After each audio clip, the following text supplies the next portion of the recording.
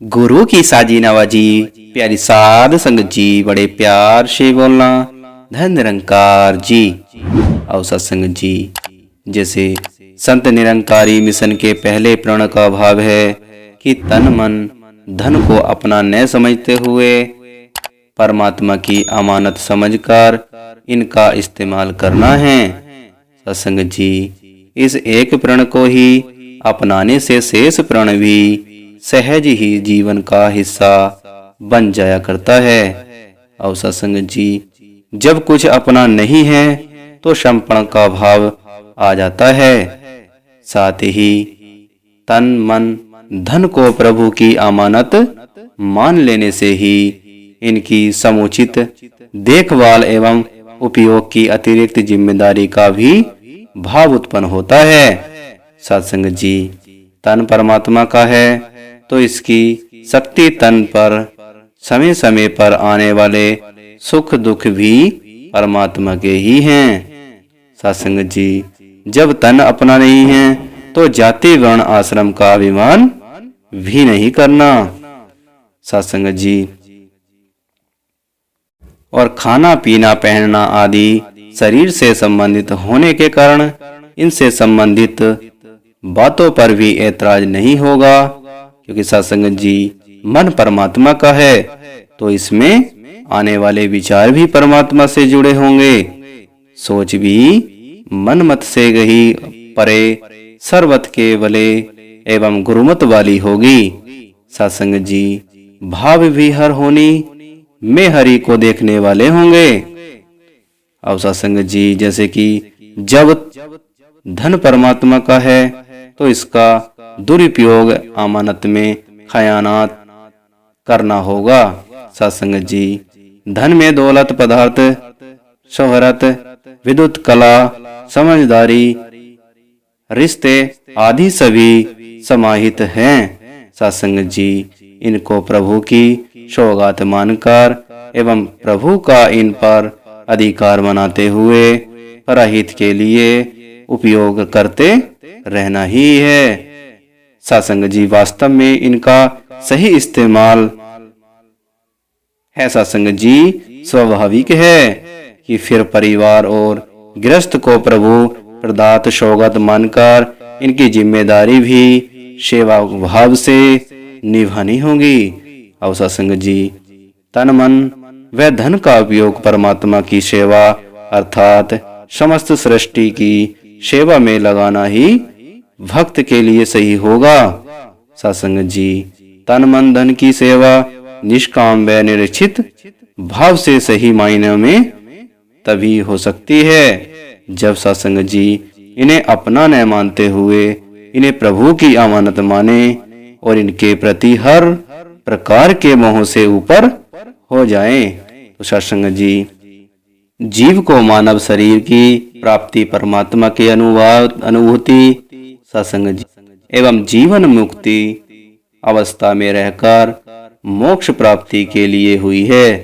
सत्संग जी, विडंबना यह है कि खुद ही की खींची लकीरों से जकड़ा हुआ इंसान मुक्ति का प्रयास नहीं सत्संग जी केवल इंतजार करता रहता है।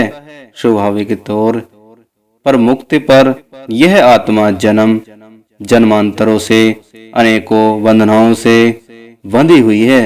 सत्संग जी, कहीं में का बंधन, कहीं विकारों की जकड़न, कहीं सीमित सोच का बंधन, कहीं रिश्ते के मोह का मायावी वल महल, कहीं अच्छे बुरे की उलझन।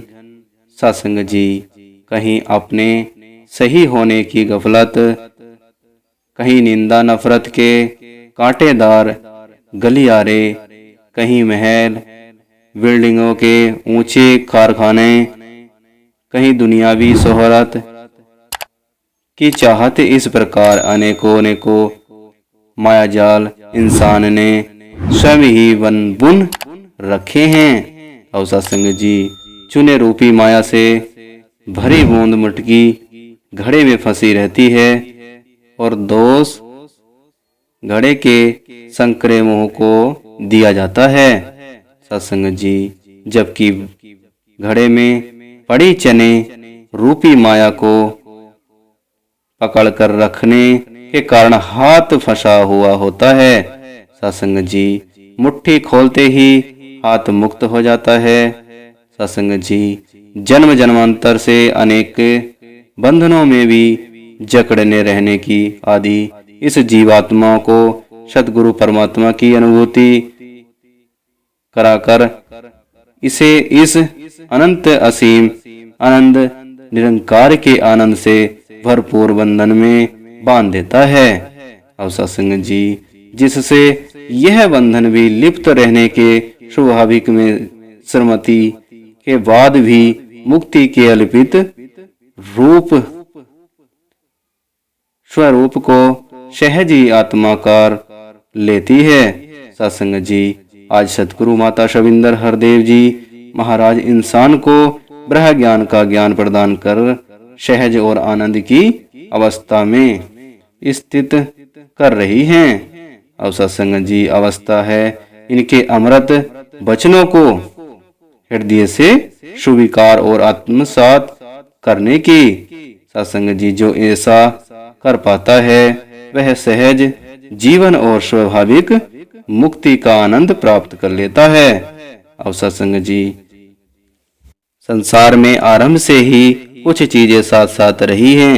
सत्संग जी, जैसे कि दिन रात, सुख दुख, लाभ हानि, यश अपयश, फूल कांटे आदि। सत्संग जी, जीवन में गुरुमत और मनमत का समावेश भी इसी तरह रहता है।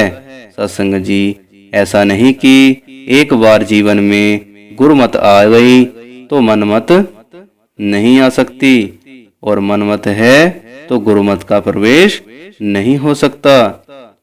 सत्संग जी, ये दोनों जीवन में साये की तरह साथ साथ रहते हैं। जैसे कि अंधेरा और उजाला दोनों साथ साथ रहते हैं। सच तो यह है कि उजाले का न होना ही अंधेरे का सूचक है। सत्संग जी, वरना अंधेरे का अपने आप में कोई वजूद नहीं है। और सत्संग जी, जैसे स्वास्थ्य का न होना ही बीमारी का लक्षण है, ठीक ऐसे ही गुरुमत का अभाव भी मनमति की पहचान है। सत्संग जी, बड़े प्यार और सत्कार से कहना, धन निरंकार जी।